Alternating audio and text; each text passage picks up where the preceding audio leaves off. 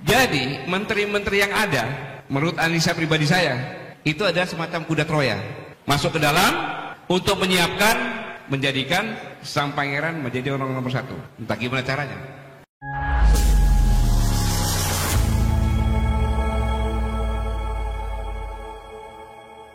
Assalamualaikum warahmatullahi wabarakatuh. Halo sahabat sekalian dimanapun Anda berada.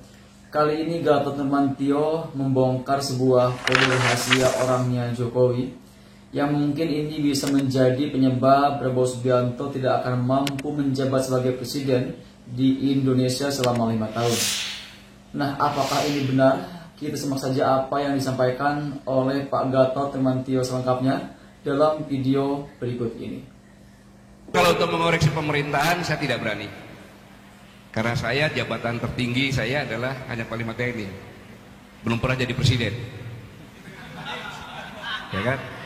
Presiden baru dilantik baru beberapa hari, saya harus mengoreksi bagaimana tabu bagi saya. Tabu bagi saya. Tetapi berdasarkan teori saya berani menyampaikan. David Olson mengatakan bahwa di kabinet komparatif perspektif, di kabinet komparatif perspektif mengatakan bahwa kabinet yang komparatif, yang heterogen, yang besar itu dalam kondisi negara yang tidak baik-baik saja tidak bisa dilakukan. Saya baru mengatakan negara tidak baik-baik saja karena ketika Pak Jokowi menjabat sebagai presiden, dia mengatakan bahwa akan mengenjot pertumbuhan ekonomi, meroket tinggi, ya kan? Hah? Oh, agak kanan nih. Sorry, tangan kanan. Meroket tinggi. Kemudian dengan demikian akan menurunkan angka kemiskinan. Dan selanjutnya juga mengurangi jumlah pengangguran dan meminimalisasi hutang. Ya waktu itu 2.600-an lah kurang lebih. Ya, ya, nggak pada saat peralihan. Ya. Dan ini ternyata benar sebagai fata morgana. Ya kan benar sebagai fata morgana. Kita mengharapkan itu kan. Tapi ternyata pertumbuhan ekonomi ya hanya 5,5 saja, tidak bergerak. Istilahnya kalau orang ekonomi bilang kita dengan autopilot saja bisa gitu. Ini saya menyimak dari apa yang dikatakan pakar ekonomi. Kemudian pengangguran kita ini sekarang ini nomor 1 loh, hebat penganggurannya di negara ASEAN. Ya. Kalau nggak salah 5,2 kalau nggak salah itu jumlah penduduk. Ya, lebih banyak lagi itu. Ya.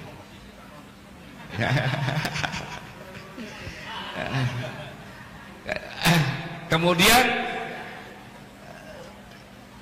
banyak yang turun kelas dari kelas menengah turun ke bawah. Ini sangat banyak sekali ini. Puluhan juta dia turun ke bawah. Karena melihat suatu negara sejahtera itu kelas menengah saja. Ini sangat menyedihkan sekali karena sebenarnya kelas menengah kalau turun ke bawah itu dia akan lebih miskin dari yang miskin. Mengapa demikian? Karena pengalaman saya sendiri, saya punya pegawai harian di tukang kebun saya.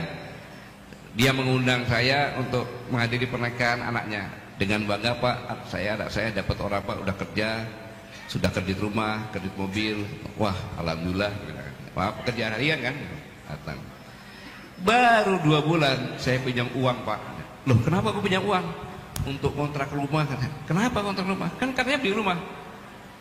Menantu saya di PHK. Bayangin, dia kredit rumah, kredit mobil, di PHK. Ya diusir dari rumahnya. Mobilnya disita, nggak punya kerjaan, numpang di rumah orang tuanya. Itu gambaran kelas menengah kalau dia jatuh ke miskin, itu kan lebih miskin lagi. Dan ini semuanya sudah disampaikan dalam pidato kenegaraan Presiden Pak Prabowo ini. Jadi Pak Prabowo benar-benar paham bahwa negara tidak dalam kondisi baik-baik saja. Ini dulu yang kita sepakati bersama. Maka dengan membuat suatu kabinet yang heterogen, Ibarat seperti pelangi. Kalau itu ada embun, sejuk, enak, negara itu dalam kondisi damai, maka pelangi itu akan dilihat lama. Tapi begitu ada badai yang keras, pelangi itu akan hilang. Ini berdasarkan teori saya bicara. Yang kedua, kita tahu kan bahwa yang namanya pejabat politik itu hanya kalau dari bawah, wali kota, wakil wali kota, bupati, wakil wali kota, gubernur, wakil gubernur, DPRD tingkat 2, tingkat 1, DPRD pusat, kemudian DPD sama dengan saya pusat, MPR. Saya pikir itu aja kan, presiden dan wakil presiden, benar nggak? Nah, tetapi kalau kabinet menggunakan kabinet demokrasi atau dianggap sebagai pejabat politik, itu pasti ada risikonya. Pasti ada risikonya. Seharusnya kabinet dalam kondisi seperti ini adalah kabinet yang profesi, yang profesional pada bidangnya masing-masing, bukan kabinet politik atau demokrasi yang diambil dari partai-partai politik. Ini akan sangat berisiko. Ini teori yang mengatakan seperti ini, Pak. Dan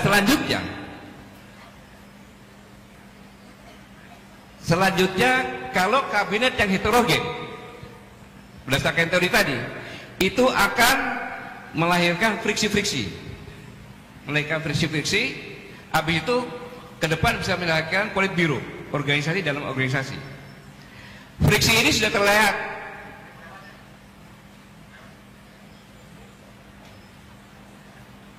Ya, saya lanjutkan lagi. Jadi friksi-friksi sudah mulai terlihat. Terlihatnya sangat menyorok sekali. Ketika Pak Prabowo dengan Mas Gibran jalan menyalami para menteri, ketika Bahlil salaman dengan Pak Prabowo biasa aja berdiri dia salaman. Tapi begitu Gibran lewat, dia cium tangannya Gibran.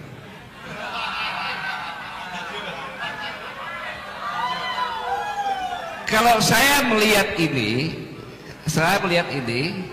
bahwa dalam pikiran analisa saya ini, dalam pikiran Bahlil, bahwa ini adalah pemimpin saya dan akan menjadi pemimpin saya, dan dia punya kekuatan yang luar biasa, maka saya harus mencium tangannya. Itu falsafah kan begitu. Ini friksi yang pertama muncul, nanti ada kelompoknya wakil presiden, kelompoknya presiden. Belum lagi kalau saya seorang tentara, saya selalu berpikir tentang ancaman. Jadi menteri-menteri yang ada, menurut analisa pribadi saya, itu adalah semacam kuda Troya, masuk ke dalam untuk menjadikan sang pangeran menjadi orang nomor satu. Entah gimana caranya. Boleh saya berpikir seperti itu sebagai rakyat, boleh, yang disalahkan. Maka mulai terlihat dengan kasus-kasus yang baru. Boleh jadi kalau saya katakan kasusnya Tom Lembong itu adalah pembusukan dari dalam. Orang tidak melihat Tom Lembong itu jaksa agung, tidak. Pemerintah sekarang yang berusaha untuk menjalankan Tom Lembong. Kan gitu. Apakah benar? Belum tentu benar. Bisa jadi ini pembusukan dari dalam. Karena dilihat dari kacamata hukum, kita lihat saja nanti. Paling-paling nanti dalil hukumnya seperti Dr. Syahganda Nenggolan, ya, Dr. Jumhur, ya, Dr. Anton Permana, ya, yang sumir semuanya. Dan secara logika berpikir hukum tidak mungkin, karena ketika saya jadi saksi ahli, saya bicara sama hakim dan jaksa. Yang mulia saudara hakim dan jaksa, saya bingung saya duduk di sini sebagai saksi ahli. Seharusnya saya duduk sini sebagai terdakwa, karena tuduhan yang disampaikan kepada Anton Permana tentang masalah Omnibus Law itu mengutip persis dari pernyataan kami yang saya tanda-tandai. Maka yang mengutip dijadikan terdakwa, yang membuat sebagai saksi ahli. Dan berdasarkan keputusan Mahkamah Konstitusi apa dikatakan itu benar. Dan nah itulah hukum di kita ini gambarannya. Yang ketiga tentang masalah Menteri Kominfo yang kemungkinan terlibat. Ini kan menumbuhkan bukti-bukti bahwa Presiden Prabowo ini untuk bekerja memimpin kabinet ini tidak semudah yang kita bayangkan. Belum lagi tuntutan dari rakyat. Siapapun juga, termasuk saya, menuntut kepada Presiden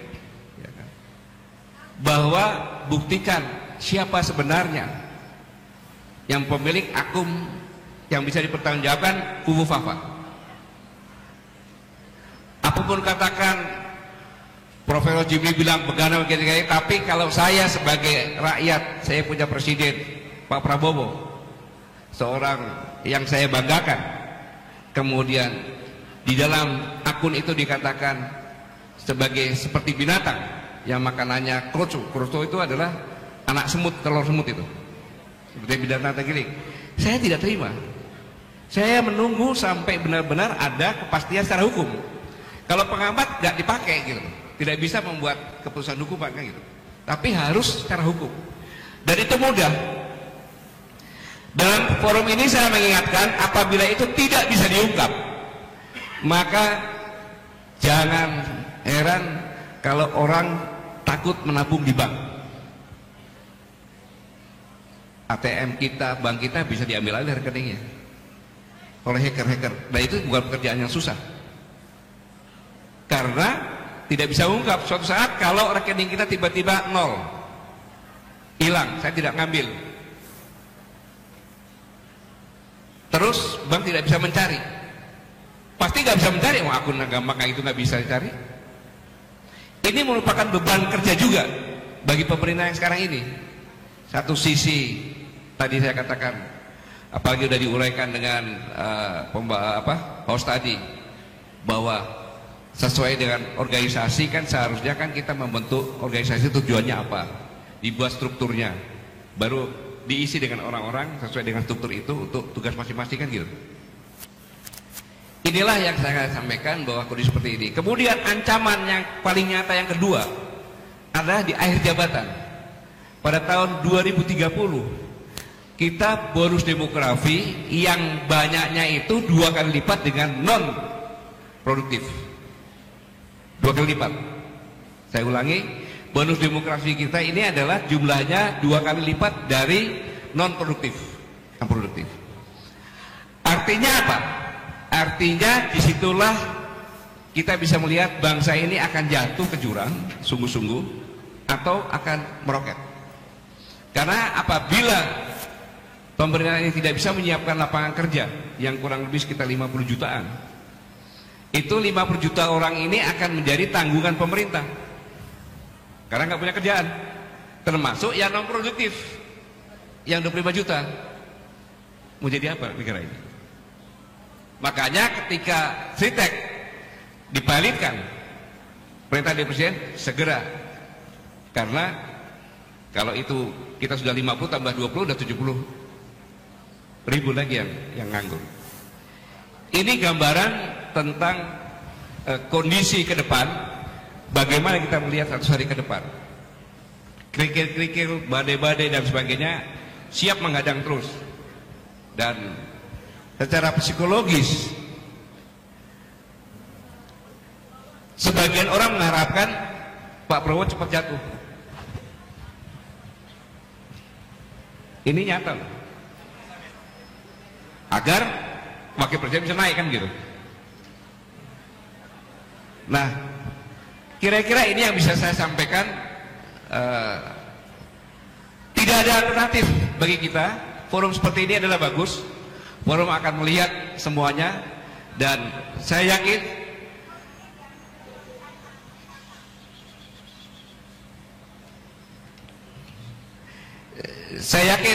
di forum ini Partai Masyumi akan mencari solusi-solusi untuk memberikan masukan kepada pemerintah agar pemerintah itu bisa berjalan lebih baik. Ya.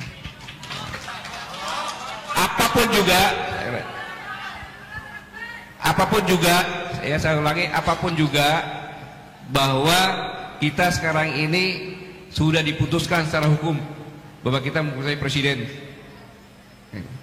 Kemudian kalau saya sudah sampaikan banyak rintangan-rintangan ini, kita justru menjadi faktor yang membuat sulit lagi, maka kita siap-siap aja akan melihat bangsa ini akan jatuh.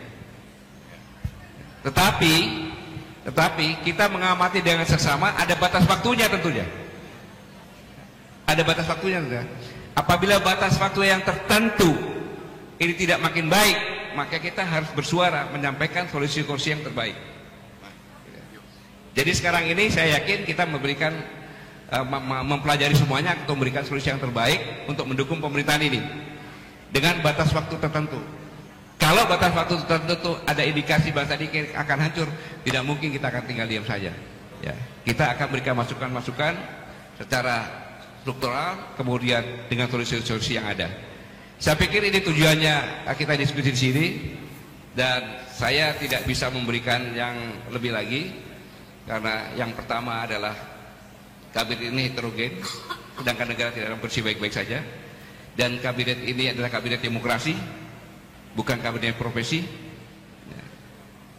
Kemudian ancaman ekonomi sangat luar biasa. Jerman pun yang negara kuat ekonominya persiapan runtuh hanya karena partainya. Dan tidak mudah berubah semuanya ini karena sistem sudah dirubah dari dulunya ini. Dengan merubah Undang-Undang 45 ini sistemnya jadi seperti ini. Jadi tidak mudah dalam memimpin kapal, kalau saya buatkan kapal negara itu untuk menghadapi badai ini. Nah, saya hanya menghimbau, mari kita bergandengan tangan untuk sama-sama mendukung sambil mengamati pada saat-saat tertentu yang apabila sudah kelihatan akan turun, akan hancur, maka kita semuanya harus bangkit bersama-sama untuk mengangkat agar tidak jatuh lagi. Saya pikir Bung Yani, ini yang bisa saya sampaikan, dan saya tidak bisa selesai karena saya ada pengajian lagi. Saya pikir itu aja. Kalau ada kata-kata yang kurang berkenan, kurang baik, itulah saya manusia biasa. Saya mohon maaf. Terima kasih. Wassalamualaikum warahmatullahi wabarakatuh. Waalaikumsalam warahmatullahi wabarakatuh. Ya, sangat jelas sekali apa yang disampaikan oleh Gatot Nurmantio tadi. Dan ini semoga bisa menjadi sebuah peringatan supaya Prabowo Subianto bisa meningkatkan kewaspadaannya sehingga beliau bisa menjabat sebagai presiden di Indonesia selama 5 tahun. Dan kita harap bahwa Prabowo Subianto mampu melakukan perubahan dan mampu meningkatkan yang namanya keadilan di Indonesia sehingga rakyat kecil khususnya bisa merasakan keadilan, kenyamanan dan ketentraman, bisa hidup di Indonesia dengan tenang seperti itu ya. Baik, mungkin itu saja yang bisa kita sampaikan dalam video kita kali ini. Semoga ada manfaatnya, dan seperti biasa jangan lupa like, share dan subscribe channel ini supaya tidak ketinggalan update terbaru yang saya update di channel saya Imran Nursetia Official. Wassalamualaikum warahmatullahi wabarakatuh.